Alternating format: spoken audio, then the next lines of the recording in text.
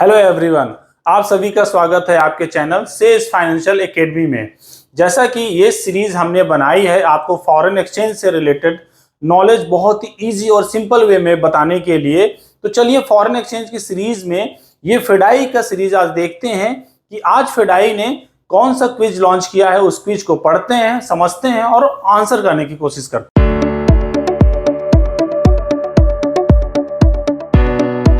तो चलिए आज का हम लोग फेडाई का क्विज सर्च करते हैं, देखते हैं फेडाई ने क्या आज के क्विज में दिया है, उसको पढ़ते हैं और सॉल्व करने की कोशिश करते हैं।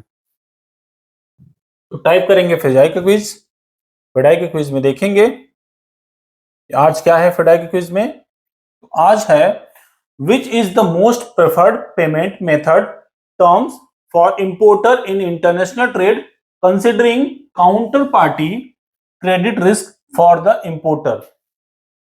क्वेश्चन का मतलब यह है कि ऐसा क्या प्रेफर्ड मेथड होगा, क्या फेवरेबल मेथड होगा एक इंपोर्टर के लिए जहां पे उसे कम से कम रिस्क हो माल खरीदने में।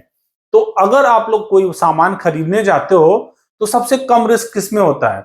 या तो पेमेंट पहले करोगे बाद में माल मिलेगा, या पहले माल ही मिल जाए फिर पेमेंट करना पड़े, या एक हाथ से माल दोगे एक हाथ से पेमेंट करना पड़े। आपके हिसाब से एक एज ए लेमैन कौन सा बेस्ट ऑप्शन होगा? मेरे हिसाब से पहले आपको माल मिल जाए, आपने देख लिया तो चेक कर लिया, फिर उसको पेमेंट करना पड़ेगा। तो चलिए हम लोग इंटरनेशनल पेमेंट्स में भी इसी चीज को एज ए प्रैक्टिकल देखते हैं, ठीक है, और फिर उसके बाद सॉल्व करेंगे। तो इंटरनेशनल मार्केट में पेमेंट्स के 4 मेथड हो सकते हैं, उसको हम लोग देखते हैं और समझते हैं। पहला मेथड है उसको बोलते हैं एडवांस पेमेंट। एडवांस पेमेंट इसमें क्या होगा, इसमें सबसे पहले आप पेमेंट करोगे फिर सामान आएगा, ठीक है। तो आपके हिसाब से ये सबसे फेवरेबल होगा, ये सबसे लीस्ट फेवरेबल होगा किसी इंपोर्टर के लिए? यहाँ पे बात हो रही है इंपोर्टर जो सामान खरीद रहा है, उसको पहले पैसे देने हैं बाद में माल आएगा। तो मेरे हिसाब से ये सबसे लीस्ट फेवरेबल होगा, ठीक है, लीस्ट फेवरेबल होगा। उसके बाद देखते हैं दूसरा ऑप्शन क्या है। दूसरा ऑप्शन है डायरेक्ट पेमेंट या ओपन अकाउंट, ठीक है, या ओपन अकाउंट बोलते हैं इसको।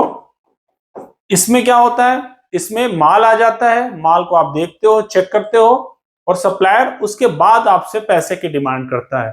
तो मेरे हिसाब से सबसे क्या होगा, अगर बायर के लिए सबसे क्या होगा, ये बेस्ट होगा, बेस्ट ऑप्शन होगा, क्योंकि आपको माल मिल गया, आपने देख लिया, उसके बाद पेमेंट करते हो। अब और ऑप्शन जो है उनको भी देखते हैं क्विकली। तीसरा क्या होगा, उसको बोलेंगे कलेक्शन पेमेंट।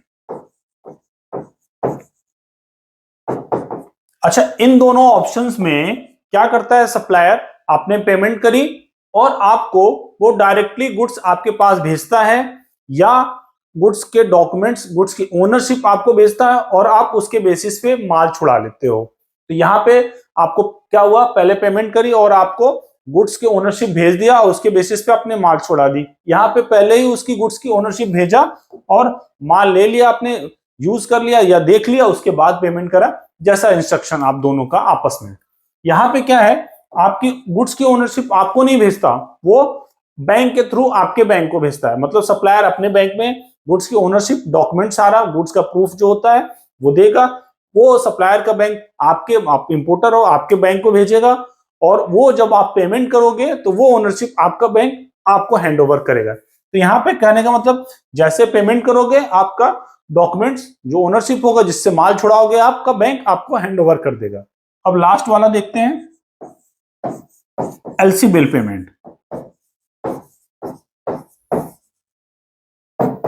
ये क्या होगा, ये पेमेंट सिमिलरली कलेक्शन की तरह ही होगा। यहां पे भी डॉक्यूमेंट्स जो होंगे, बैंक, सप्लायर का बैंक अपने बैंक के थ्रू आपके बैंक को भिजवाएगा और आप माल छुड़ाओगे पेमेंट करके।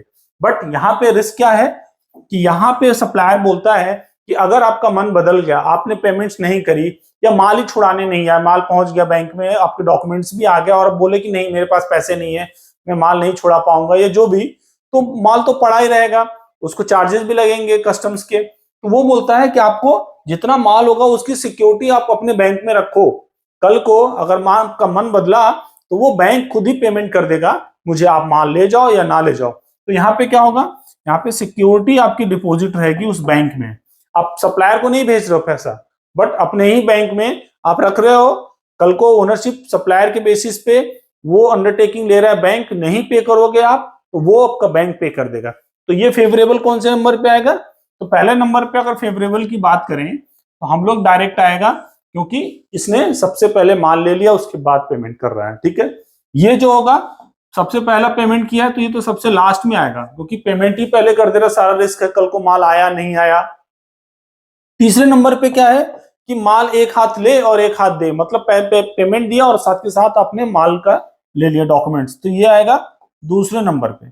इसको बोलेंगे तीसरे नंबर पे, क्योंकि वो भी एक हाथ दे एक हाथ ले है, बट यहाँ पे क्या हुआ, डायरेक्टली आप पार्टी को नहीं दे रहे हो माल का पैसा, अपने बैंक में ही रख रहे हो सिक्योरिटी की वजह से। कल को जब माल आएगा तो आपको पेमेंट करना होगा। यहाँ पे तो माल नहीं भी आ सकता, बट यहाँ पे चांसेस तो हैं आपके माल आएंगे। जब माल आएगा उसका डॉक्यूमेंट्स आएगा, फिर आपको यह है कि आपको पेमेंट करना ही करना है। तो होप आपको समझ में आया कि कौन सा फेवरेबल है, या मैं इंपोर्टर वाइज में बता रहा हूं कि कौन सा फेवरेबल सिचुएशन होगा। तो वो होगा कौन सा, डायरेक्ट ऑप्शन। चलिए अब हम लोग आंसर देखते हैं। तो यहाँ पे एडवांस जो सबसे लास्ट फेवरेबल होगा, लेटर ऑफ क्रेडिट वो थर्ड नंबर पे लेंगे हम लोग, क्योंकि उसको सिक्योरिटी रखनी पड़ती है। ओपन अकाउंट सबसे बेस्ट फेवरेबल होगा, और कलेक्शन सबसे लास्ट सेकेंड नंबर पे फेवरेबल होगा। तो पहले नंबर पे हम लोग करेंगे ओपन अकाउंट। यस, तो आप इसको कलेक्शन बेसिस में आप समझ सकते हो। जो चार ऑप्शन है, advance, direct, collection, LC bill, ये सारे स्पेशलाइज्ड ट्रेड फाइनेंस के टॉपिक्स हैं। हमने इसको स्पेशलाइज्ड टॉपिक्स में डिटेल्स में भी कवर कर रखा है, आप उसको भी जाके दे सकते हो। इसके थ्रू हम लोग फेडाई क्विज के थ्रू हम लोग आपके फॉरेन एक्सचेंज के नॉलेज को इंप्रूव करने के लिए छोटे छोटे टॉपिक्स के थ्रू हम लोग कवर कर रहे हैं। होप आपको हमारे वीडियोस पसंद आ रहे हैं। Thank you everyone.